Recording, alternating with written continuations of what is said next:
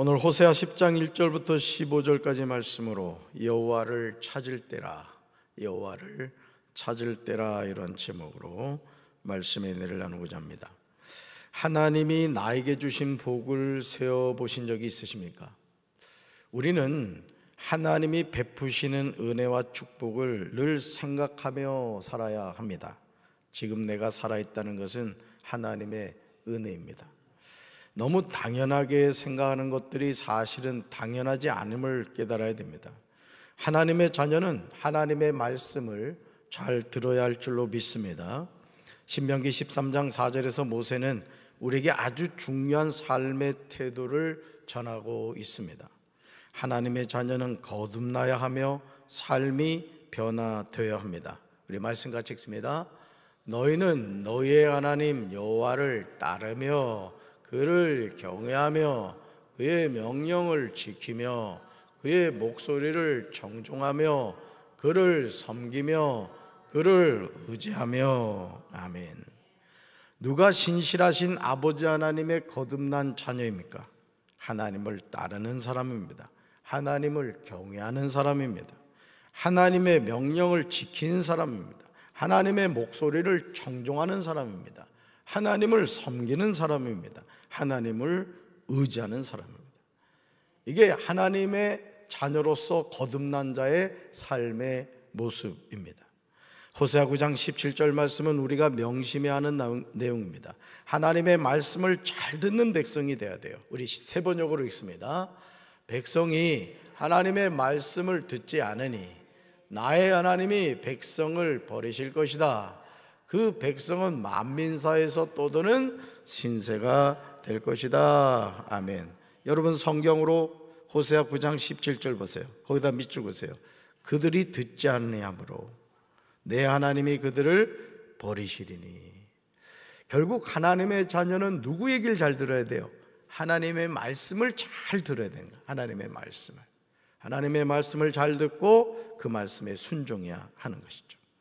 나의 하나님이 백성을 버리시는 이유가 무엇입니까? 백성이 하나님의 말씀을 듣지 않기 때문이에요. 결국 하나님의 백성이 만민 사이에서 떠드는 신세가 되고 맙니다. 호세아 10장은 두 마음을 품은 이스라엘에 관한 내용이에요. 1절에서 우리는 타락한 이스라엘의 모습을 보게 됩니다. 얼마나 안타깝습니까? 우리 1절을 우리말 성경으로 읽습니다. 이스라엘은 무성한 포도나무여서 열매를 생산해낸다. 그의 열매가 점점 많아지자 그는 제단을 더 많이 만들었다. 그의 땅이 번성하자 그들이 돌기둥 우상을 더 많이 만들었다. 아멘. 이스라엘은 하나님의 은혜를 받아서 무성한 포도나무가 되어 열매를 생산해냈습니다. 그런데 너무 충격적인 것은 이스라엘이 열매가 점점 많아지자 제단을 더 많이 만들었어요. 이스라엘 땅이 번성하자 그들이 돌기둥 우상을 더 많이 만들었습니다. 이스라엘이 열매 등으로 풍족하게 되면 될수록 더욱 우상 숭배를 자행하는 거예요. 사신을 아름답게 장식한 사실을 지적합니다. 정말 안타깝게도 이런 현상은 유다의 말기에도 동일하게 나타나요.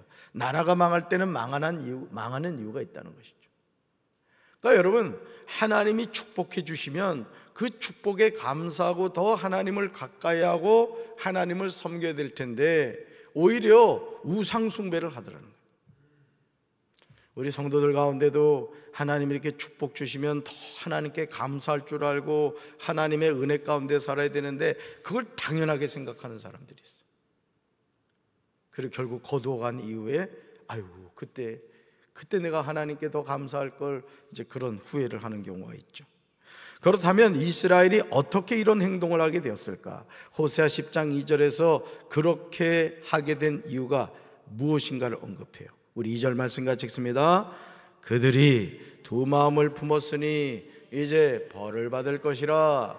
하나님이 그 제단을 쳐서 깨뜨리시며 그 주상을 허시리라. 아멘. 저도 밑줄 그으세요. 그들이 두 마음을 품었으니 이제 뭘 받는다? 벌을 받는다. 여러분, 우리 마음은 하나님이 다스려야 될 줄로 믿습니다. 우리 마음은 항상 하나님의 전이 되어야 돼요. 하나님이 거하시는 전이 돼야 돼.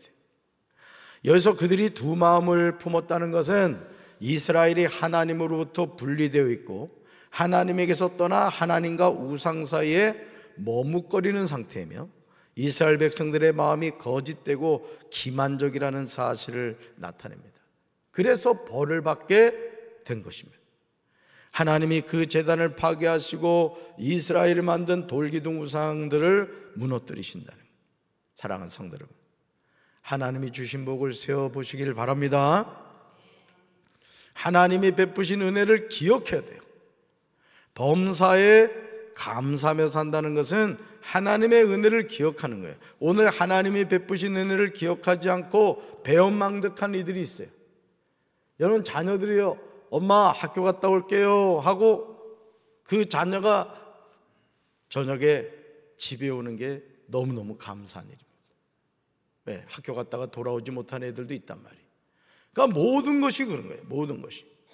그러니까 여러분, 작은 것에 자꾸 감사할 줄 아시기 바라요. 아멘이십니까? 오늘도 제가 4시 반에 일어나가지고 목양실 가가지고 이 온풍기를 다 튼 거예요.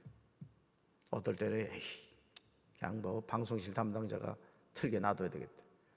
근데 방송실 담당자가 빨리 나와봐야 5시란 말이에요. 그때 틀면 이렇게 따뜻하진 않죠. 이게 담임 목사 마음이 그런 거예요. 담임 목사 마음. 아멘이십니까? 그러니까 하나님이 우리를 향한 마음도 마찬가지라는 거예요.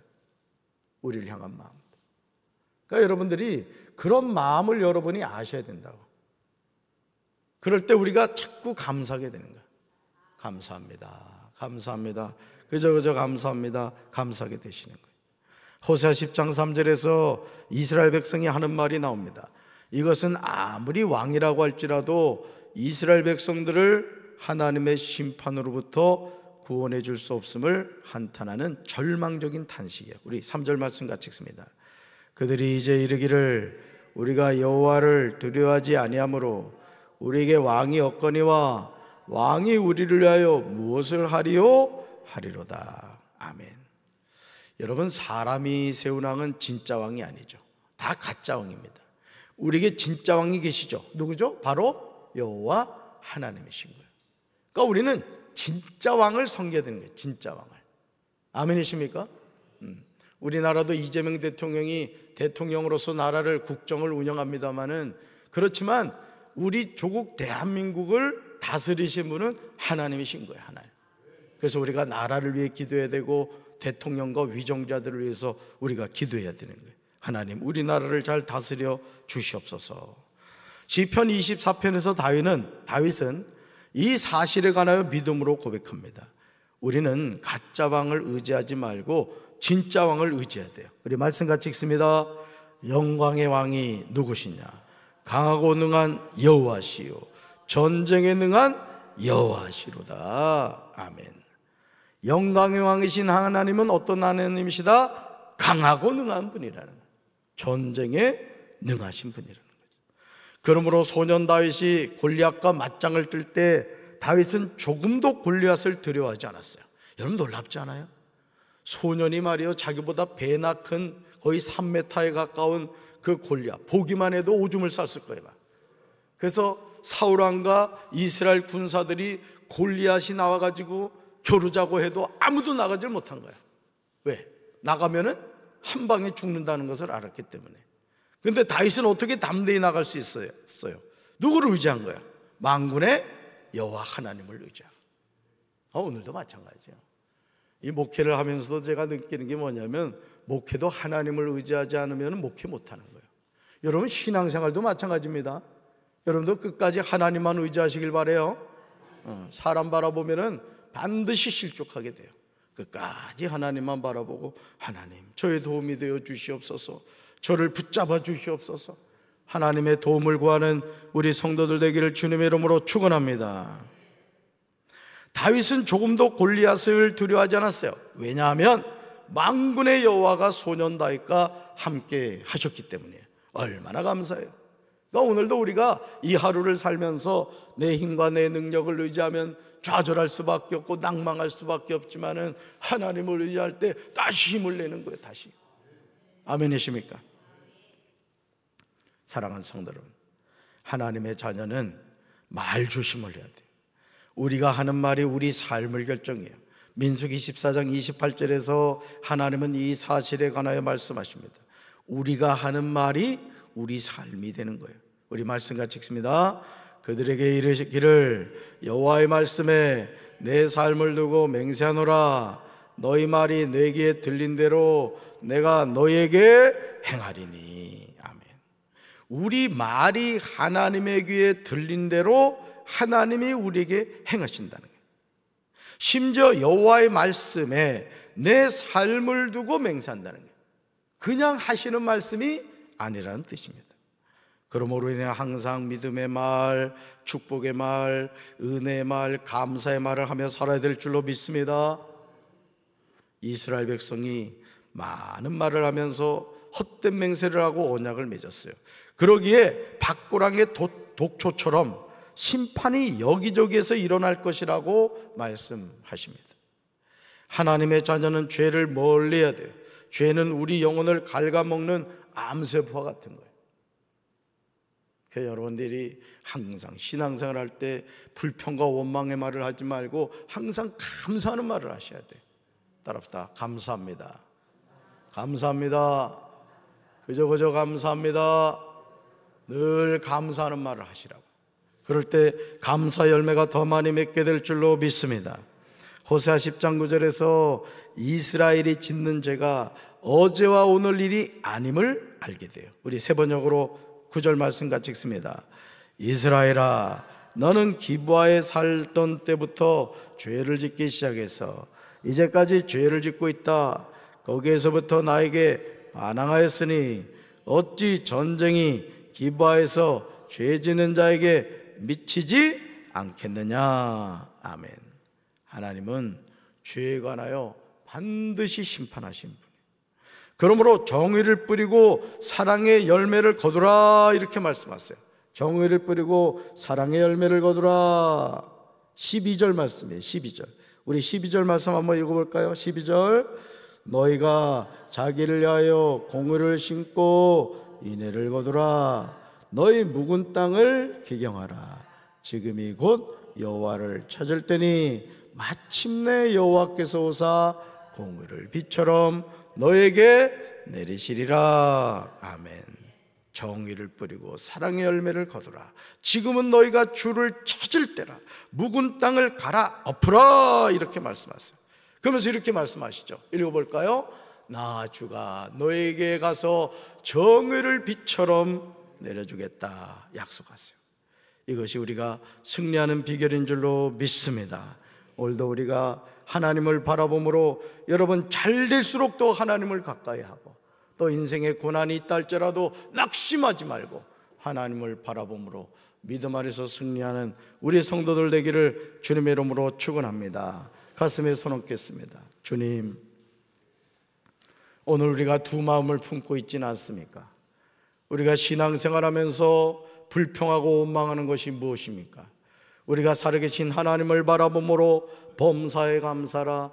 이는 그리스도 예수 안에서 너희를 향하신 하나님의 뜻이니라고 말씀하셨습니다.